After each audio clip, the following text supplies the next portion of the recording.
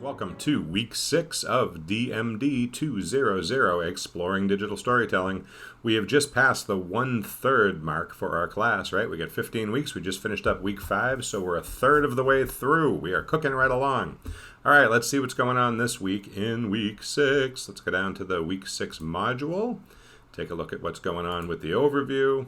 Okay, so the number one main thing this week is a bunch of free time to work on Project 1, or to be more specific, to complete Project 1. It is due at the end of this week, okay?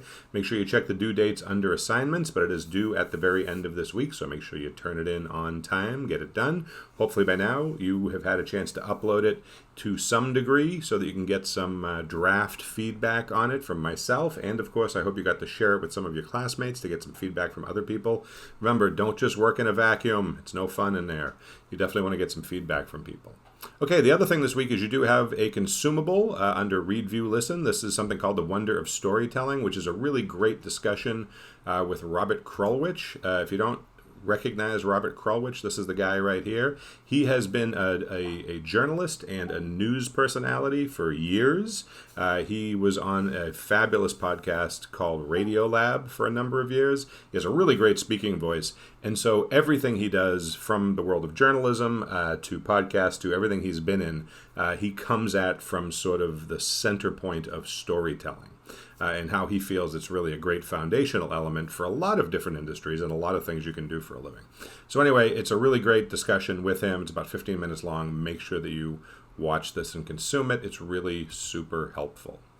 Okay, the next thing this week, of course, is we are going to dive into, after you've finished Project 1 and you've uploaded it and you're all done, right? Pat yourself on the back, take a little nap, and then you're going to consume and consider the content for our next Yes And. Now, we're not doing the Yes And this week in week 6. We're going to be actually doing the Yes And next week in week 7, but you need time to consume the consumable, right? So let's take a look at that. So this is Yes And number 2. And of course, from here down is just all the explanation about how the Yes And works. At this point, we're pretty familiar with it, right? Whether we're doing it online or we're doing it in person, it works roughly the same way. We'll sort of talk about that.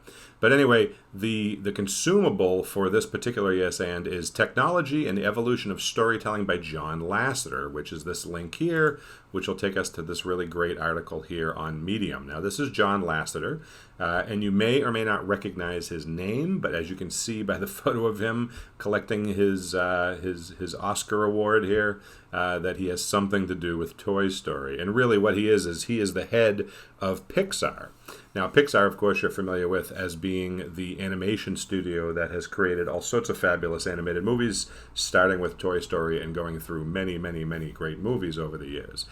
This is a really good article by him on sort of the art of storytelling and how it, with him, similar to Robert Krulwich, is at the center of everything he does, but obviously he employs it in a very different way than, say, Robert Krulwich does. So it's super interesting. Now, of course, the thing about Pixar is that they have a really interesting history, so I'm going to get into that for a second just to give you a little background on this before you read the story about John Lasseter. So the history of Pixar starts here with this guy. Now, you might be familiar with this guy. He is George Lucas, right? And if his picture doesn't jog your memory, the name certainly will. So George Lucas, of course, is most famous for being the writer and creator and director of the first Star Wars movies. The very first one came out in May of 1977. I actually was lucky enough at the age of 6 to go see that at a drive-in movie theater. But of course, George Lucas is the man behind the empire that is everything Star Wars, from movies to video games to toys to you name it. And even after he sold his Star Wars franchise to Disney many, many, many years ago, well, actually not that many years ago, a few years ago, he still stays involved on a pretty regular basis. But anyway, way back in 1983, George Lucas was going through a divorce. Him and his wife were separating, and she was with him from the beginning. And so, as a result of that, she, of course, was entitled to quite a bit of his wealth and what he had built up, because she was there with him through the whole thing.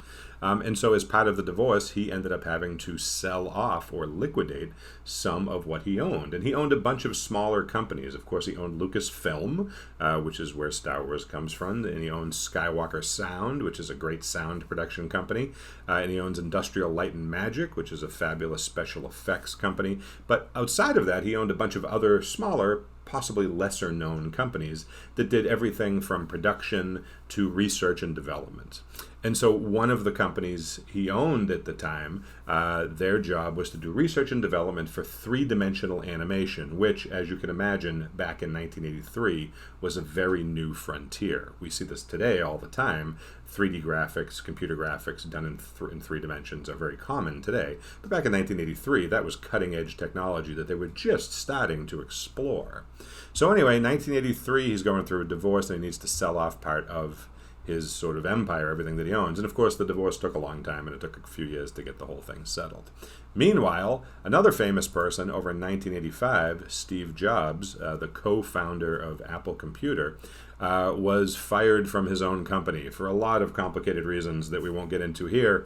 The board of directors at Apple decided to drop Steve Jobs from his own company. His partner, Steve Wozniak, had also decided to leave the company on his own so he could go pursue other things, and Steve Jobs was voted out of his own company. And then was sent away, rather sad and upset, but was also sent away with quite a bit of money because he owned, obviously, a lot of stock in the company that he helped create.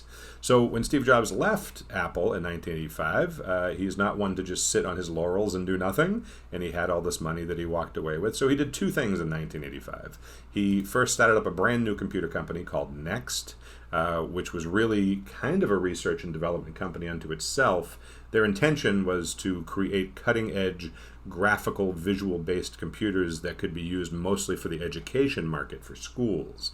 The company did not really succeed in that area because, frankly, they were very overpriced. And even though his main market focus was education, most educational places can't afford super expensive computers. Schools don't have massive budgets all the time. And so it was kind of a mismatch. But that being said, the level of technology that Jobs and the folks at Next developed really kind of became the foundation for the future of desktop and home and mobile computing, which gets into the later history of Apple. But so he starts Next Computer, and he gets working on that. And then he took some of the rest of his money and went out and bought a company, also in 1985. And so he bought one of those companies from George Lucas, who was selling them off, as we said. And the one company he bought was that research and development company that focused on 3D animation, known as Pixar. Now, Pixar, of course, was not always an animation studio. Like I said, they were a computer graphics research and development company focused on 3D. And so the way they would sort of prove or test out some of their technology at the time, back in the early 80s, was that they would make these little tiny animated shorts, like 2 to 5 minutes, not very long. And the main character in those shorts was this lamp called Luxo, right? Luxo the lamp. And they would send these little short animated films out on national film festivals that would travel around from small movie theater to small movie theater, sort of showing off what they could do. And during these little animation festivals, you could go and watch, 10, 20 different little animated shorts. They were fun. I used to go to them when they would come to Boston. I used to go to Spike and Mike's Animation Festival in Cambridge, Massachusetts, and was lucky enough to see some of these early Pixar shorts and really was amazed by them because, again, back around the early 1980s, this sort of computer animation just didn't exist. They were the only ones really doing it. Everybody else was still doing cell animation or two-dimensional flat animation. So Steve Jobs bought Pixar from George Lucas and went to John Lasseter, who was the head of Pixar. John Lasseter, who we just mentioned, is this guy here, who you're going to read the article from, right? And so Jobs went to John Lasseter and after he bought the company and said, so, I see what you guys do here. What would you like to be doing? And John Lasseter and his crew was kind of taken aback by the question because normally when people buy companies, they have an idea what to do with the company. But Steve Jobs was, for all his personality flaws, which you may or may not be aware of, he was kind of a collaborative guy when it came to certain things. And so he asked Lasseter, what would you guys really like to be doing? And so Lasseter responded, well, we really want to tell stories. We really want to use the technology that we've developed to tell visual stories, to tell animated stories, and we really haven't had a chance to do that working for Lucas, other than these little miniature animated shorts that we've been doing sort of on the side. And so Jobs said, all right, well, let's do that. Let's make animated movies. And they got to work on that. And it was a surprise partnership that Lasseter certainly wasn't expecting. And I don't think Jobs was expecting, because Jobs' background is not in storytelling, really. It's certainly in other things in technology. And so the other part of the partnership that was surprising is that Lasseter was under the impression that Jobs would be sort of a silent partner after that he would just sort of, supply the money and maybe show up at meetings once every 3 months or something.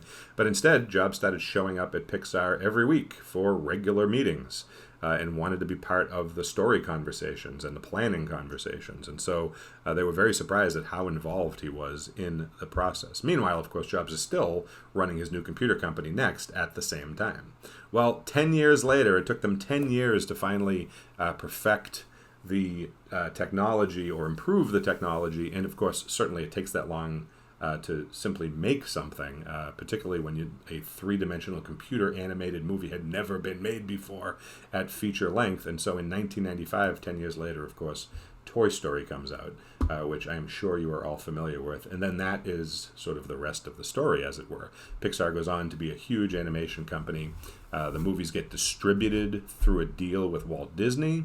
And then eventually Steve Jobs, in around 2006, sells Pixar to Disney with Lasseter's approval. He was on board with this because they had a good relationship with Disney. And Jobs did not take just money for selling Pixar to Disney. He actually took Disney stock, and this actually made Jobs the largest shareholder in Disney up until his death many years later. So it's a really interesting and unexpected history that, goes from George Lucas, creator of Star Wars, to Steve Jobs, co-founder of Apple, all the way through what should have really never been an animation company to probably the most successful animation company in the history of modern animation. So anyway, that is where we get to John Lasseter, who to this day is still involved with Pixar. And of course, this here is a story by him, so you're going to read that for our next Yes And, which again, we will be actually doing in week 7. Okay, so that is it for the week. So get working on finishing up your project 1, whichever project you chose to go first with. Make sure you get that done. If you have any questions, concerns, thoughts, or whatnot you want to run by me before your final submission, be sure to contact me. Make sure to get in touch with me, okay? All right, you guys have a good week, and I will see you soon.